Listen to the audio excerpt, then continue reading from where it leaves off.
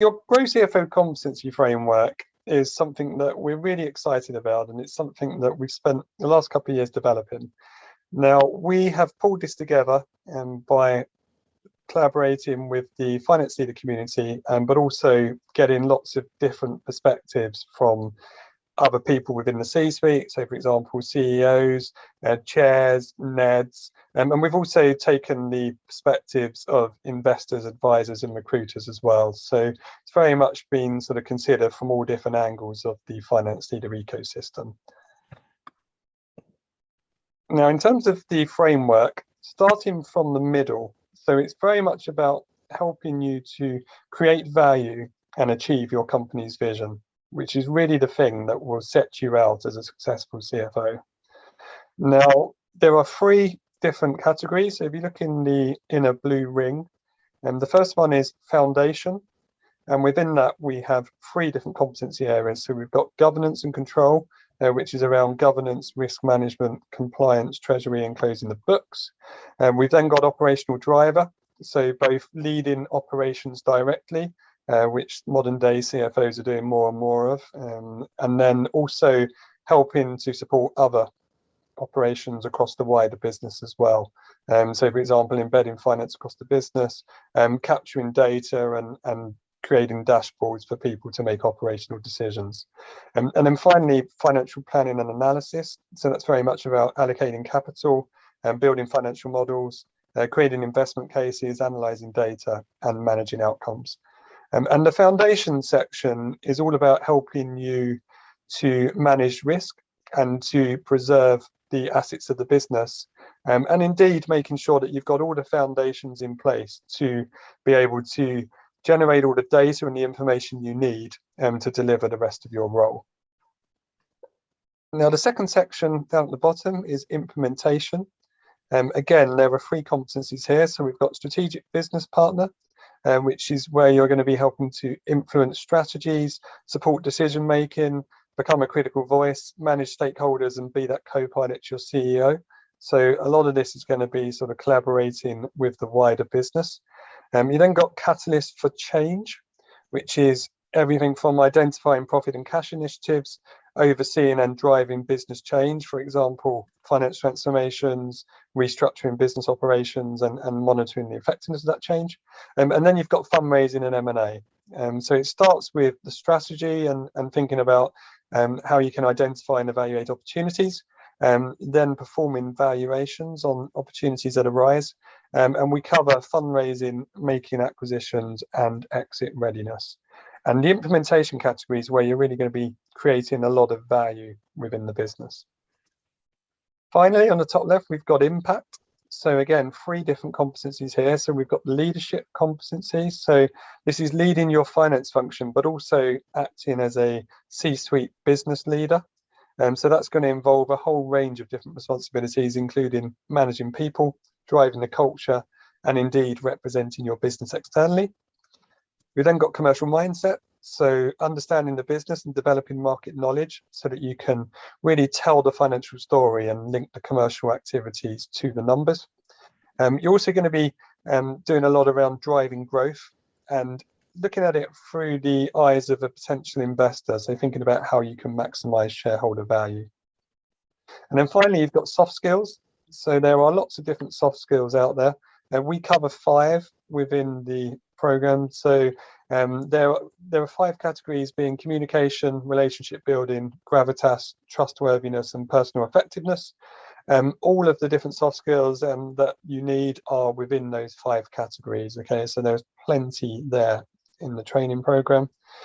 And I think of impact as being where you are helping to maximize the value of everything that you're doing across the role.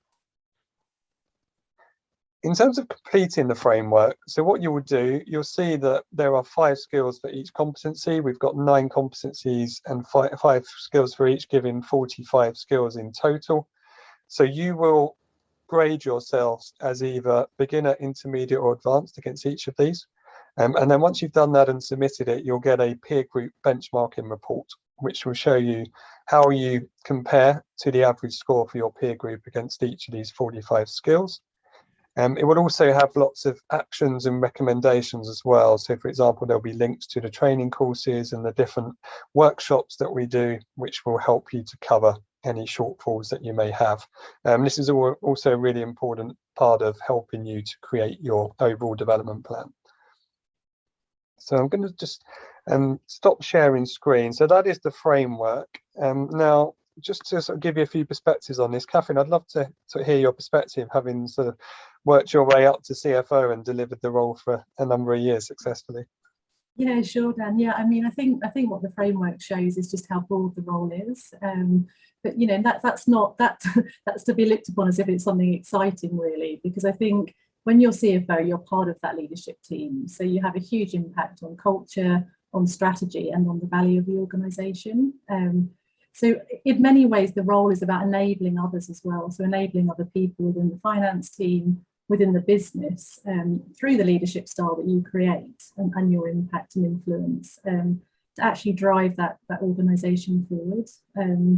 So I mean, I personally think, you know, you don't look at it and sort of be fearful of the volume of things that the role encompasses. A lot of those sort of emerge over time, but it's really helpful to understand the sort of umbrella view of the role and where your focus should be applied, and to make sure, like within the team, you've got the right people, the right skills, there's complementary strengths within the team, so that everything is being covered and you could provide, in some cases, oversight and direction, but that it is actually covered. Because in the role of CFO, you are the financial conscience of the company. So you can't afford to miss out on these areas. And the reason I do the soft skills part of the modules is because I do believe the soft skills element and communication and the way you engage others is actually fundamental at that level. In fact, way more important than any of the technical side that you will have gained over the years. So, you know, in some statistics, it can be 80% of the success in the role around the soft skills and leadership element. And particularly in a time of change and evolution, which is, you know, happening all the time now, then actually being able to drive and inspire change by enabling people is a really strong attribute.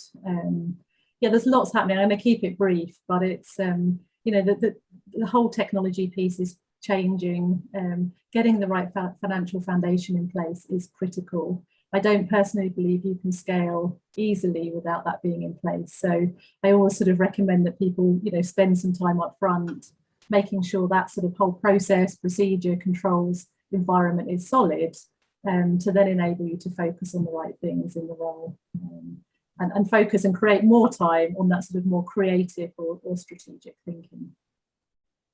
Great, thanks, Catherine. So, Andrew, I mean, you obviously worked with placing lots of different people into roles over the years. What's your perspective on the framework?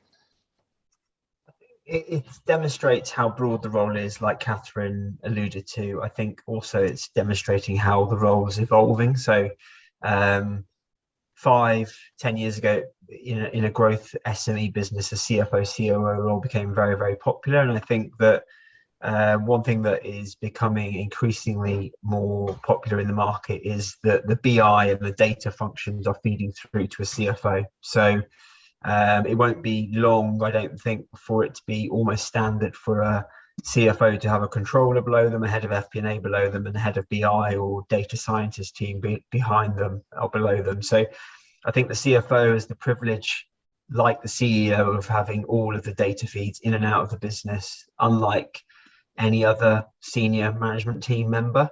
And the really successful CFOs know how to get to that stage as quickly as possible to make as bigger impact as possible.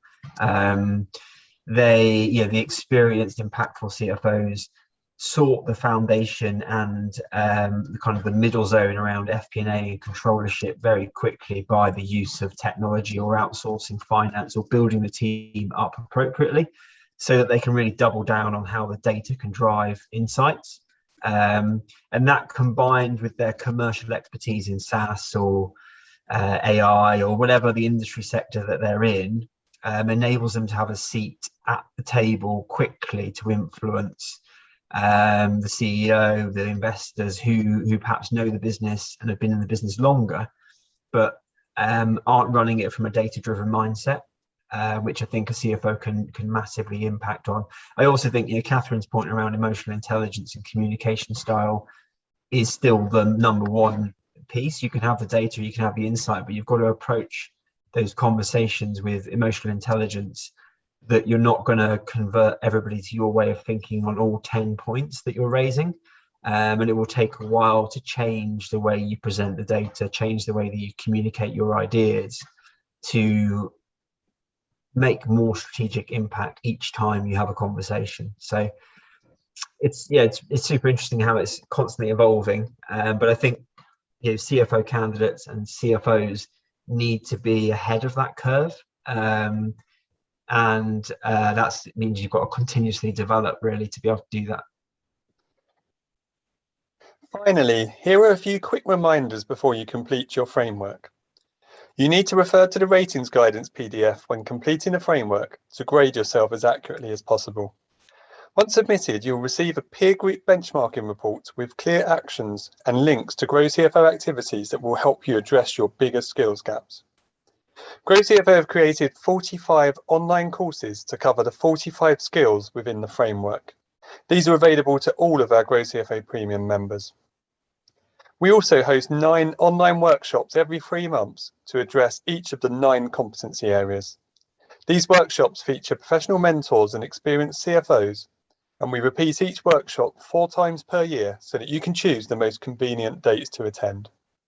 We hope that you find this a helpful framework, and we are really excited about seeing the positive impact that this will have on your career.